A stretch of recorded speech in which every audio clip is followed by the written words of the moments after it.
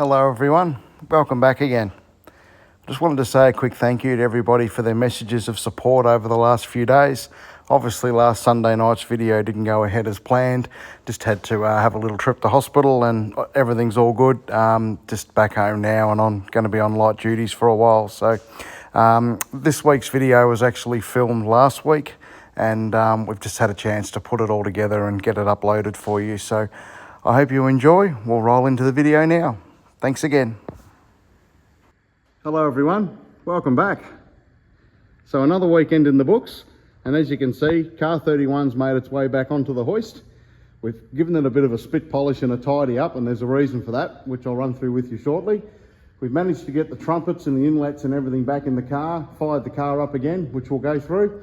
But we had a bit of an interesting meeting over the weekend. We met with somebody that's had a lot to do with this car, and also FTR3, and pretty well a majority of the supercars of this era, or every supercar of this era, he was involved with in some way and actually signed off on the cars before they could race. We're really excited to have this meeting over the weekend and we'll share the details with you now. So some time ago we put up a photo of FTR3's logbook and the Supercheap Auto Falcon's logbook, and there was a common theme which drew a lot of comment. The signature and the name Ray Robbins popped up continually throughout both cars' racing life, even to the point that when the cars were brand new and they had to be inspected in workshop before they were taken to the track, they were signed off by Ray. This drew a lot of comment from scrutineers and a lot of people commenting about the past and how things used to be, what they referred to as the good old days in V8 Supercars. Out of the blue, we got a message from Ray's son Paul, who asked if we'd be interested in talking to Ray about the cars. Now, Ray retired from the sport many years ago, has little to do with it these days, but the opportunity was there that we could speak with him and get him to have a look over the cars and really give us some feedback on where we're at and hopefully find some things that aren't right so we could rectify it. Luckily, Ray was kind enough to come up and have a look, and we're really excited to meet with him over the last week. He brought some information with him, which I'm sure you'll find interesting. And again, it'll give us the opportunity to get both cars restored to a level of accuracy that would be impossible without someone like Ray's input. So with Ray's trained eyes going over the car, he did start to pick up on a few bits and pieces which we haven't got exactly right, which is what we were looking for. Now, we've covered off previously the rear window stickers, which we were fairly confident weren't right. We did up the size of them and get them reproduced again, but they still do look a little bit out of shape. Now, luckily, Ray was able to bring with him an original sticker from the year 2001 that the cars ran on the rear window. Now, as you can see there, the Channel 10 sticker has got like a reflection built into it, which is a later generation. The earlier generation was more flat like that, and the blue was a little bit different. So size-wise, you can see there we are a little bit out, and yeah, so we've got a matching set of those that we can put on the car, which will be a great help. Same deal, if I come over here with the Fox sticker. Once again, size is out a little bit and it's got a white border around it too, which the other ones didn't have. Now the Supercar sticker at the top, that was obviously one we had reproduced. Now you can see there, size-wise, we're out, but it's also got the registered sticker or the registered marking on the Supercar's logo. So we've what we had reproduced there wasn't exactly 100%, but again, we've got a matching set of those to go on the car.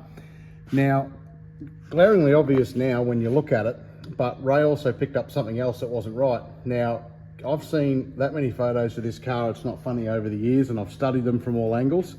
And the sad part is, if we come over here, since I started this journey, I've had this photo of the Supercheap Falcon on the hoist as well. Now, if we have a look here, that sticker just there is totally different to what we've got on the Supercars logo that we've got on the car today. So if we have a look there, that's what we've got on the car. Now, Ray's done a bit of research. There was a very limited time that they ran a red logo on the back of the cars. And luckily, there it is. So what we need to have on the back of the car is exactly that, not what we've got on the car today. So just little 1%ers like that with a trained eye and someone that really knows the cars back to front and who was in charge of this kind of thing in pit lane back in the early 2000s. It's really, really good to have someone go over there and I guess point us in the right direction.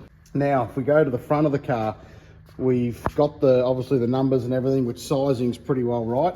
This Championship Series sticker at the bottom, weren't able to get I guess an original one from 2001, but we have got a slightly later or earlier generation one, and you can see there size wise, that's where we need to be. So we're not far off, but we're not perfect.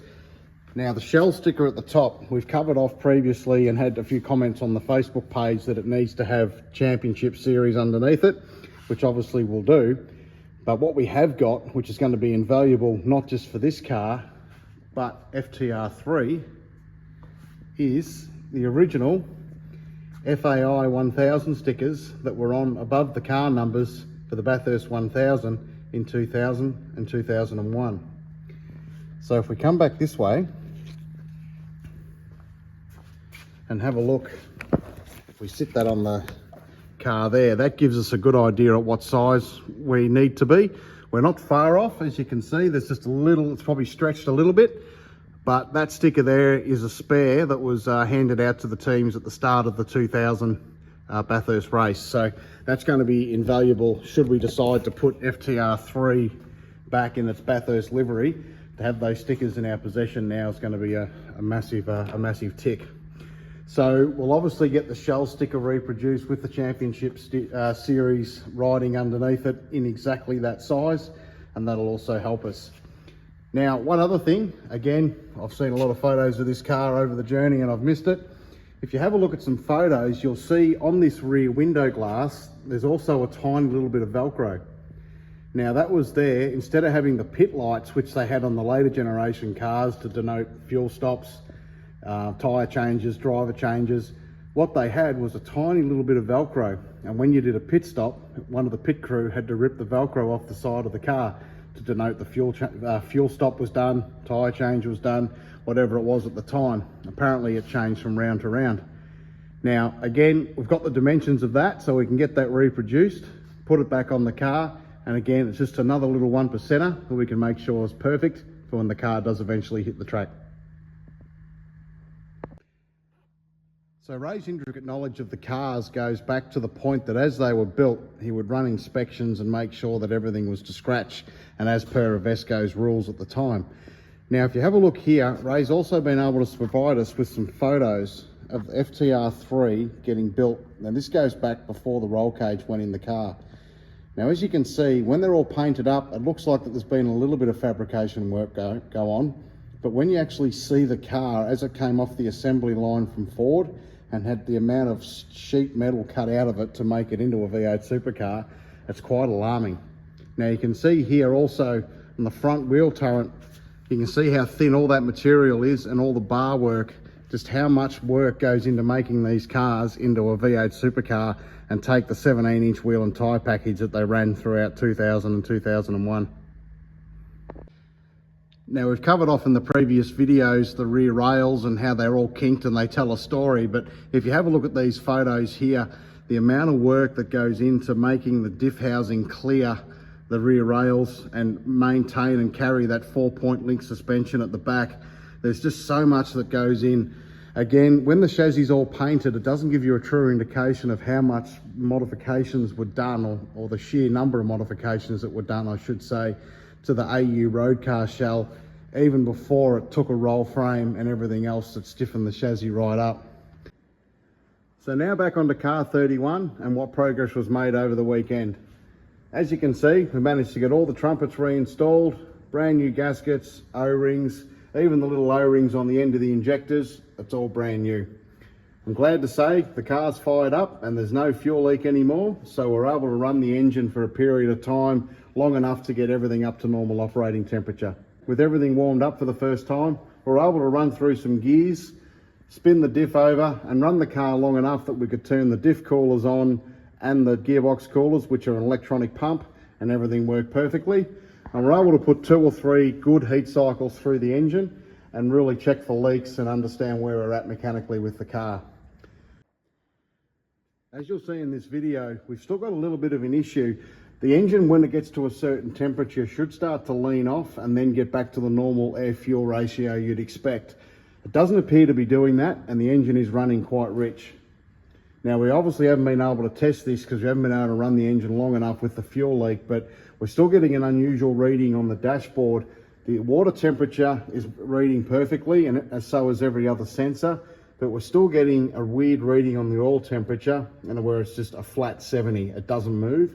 So there's obviously an issue there somewhere. We have changed the sensor. It doesn't appear to have made any change. So we'll need to speak with somebody throughout the week that understands this. Given it's a Motec system, it is quite intricate. And again, I'm not an expert on any of this stuff. So we'll get that inspected throughout the week and see what we can come up with. Here's a bit of a listen to the car running through some gears. And as you'll see from the exhaust, it is running quite rich. And this was when the engine was up to a normal operating temperature.